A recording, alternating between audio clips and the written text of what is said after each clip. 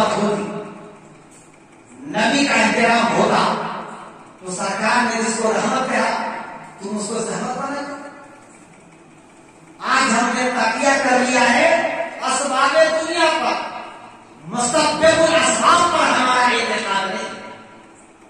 हमने ये समझ रखा है कि बेटी वाले अगर खैरात देंगे तब हमारी बारात गाड़ी से वहां तक पहुंच पाएगी, तब हम बारातियों के खाने का इंतजाम कर पाएंगे, हमारे घर की छत हो पाएगी। अगर बेटी वाले ने खैरात नहीं दी तो शायद हमारा मकान अधूरा रह जाएगा, हम गाड़ी के किराए का इंतजाम नहीं कर पाएंगे, हम बारातियों को अच्छा खाना नहीं खिला पाएंगे।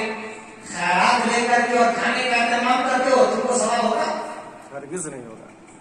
खैरात के पैसे से खाने का इंतजाम कर रहे हो और ये समझ रहे हो कि हमने मिलाद करके मौलाना को बुला लिया, वही खैरात का पैसा नजराने में दे रहे हो, सवाब क्या होगा? उसी खैरात के पैसे से डेकोरेशन लगा रहे हो, सवाब क्या होगा? उसी खैरात के पैसे से माइक ला रहे हो, क्या सवाब होगा?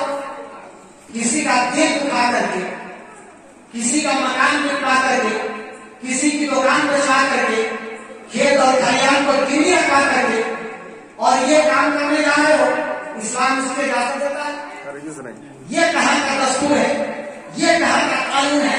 इस मुखालफे में मत रहना कि हमने मिलाद कर लिया है, बहुत सारे उलमा को बुला करके उनकी खिदमत कर ली है तो हमको बहुत सवाब मिलेगा। कोई सवाब नहीं मिलेगा।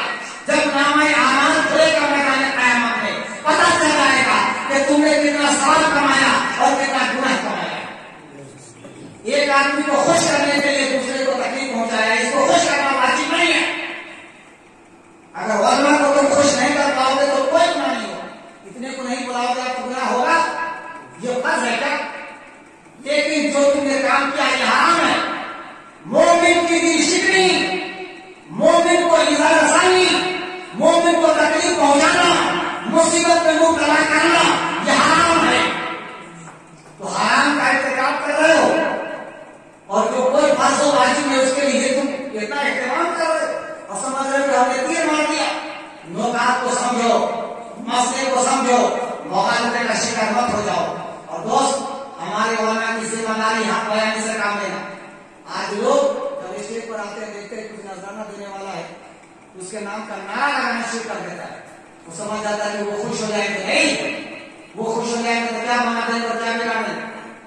अल्लाह की नाराजगी मत मोल लो, रसूल की नाराजगी मत मोल लो। अगर अल्लाह खुश हो गया, तेरी दुनिया भी कामयाब हो जाएगी, तेरी आखिरत भी कामयाब हो जाएगी। आप एक बात बताइए, मैं किसी मोहल्ले का रहने वाला हूँ, किसी मोहल्ले का हूँ, माली एतबार से मुझसे ज्यादा कमजोर है कुछ बात? माली एतबार से अब्दुल कुद्दूस साहब, आपको तजर्बा हो गया होगा 5 महीने, मुझसे ज्यादा कमजोर शायद इस मोहल्ले में कोई नहीं है। मैंने जब अपनी लड़की की शादी करी तो मैं ये सोच रहा था कि इतने अखराजात है, 5-7 लाख रुपए रखते हैं, कहां से इंतजाम करें? कई लोगों ने मेरे पास पैगाम है अज़हुर, लेकिन मैंने इनकार कर दिया कि मैं अभी तैयार नहीं। मैं ये नहीं कह सकता था कि मेरे पास असबाब नहीं है, मेरे पास इंतजाम नहीं है। मैंने कहा कि मैं अभी तैयार नहीं, लेकिन इस बात का ध्यान रखिए कि जिस काम को जब होना है उससे 1 सेकंड पहले और 1 सेकंड बाद नहीं हो सकता। जब होना है तभी होगा।